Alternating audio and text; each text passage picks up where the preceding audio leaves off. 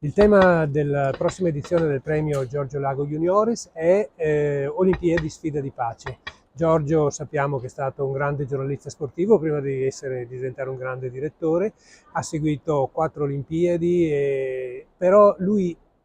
al di là dell'aspetto sportivo, vedeva nello sport tanti contenuti, tanti elementi ulteriori che avevano a che fare con la vita quotidiana, con la cultura, con i giovani, e quindi diciamo che ecco, in una fase storica in cui le Olimpiadi arrivano in un momento infestato dalle guerre, e ecco, queste Olimpiadi di Cortina dell'anno prossimo sarebbero, speriamo, l'occasione per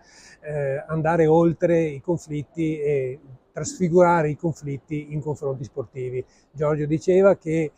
ogni vittoria alle Olimpiadi è comunque una vittoria dell'uomo, del multiculturalismo e della comprensione fra i popoli.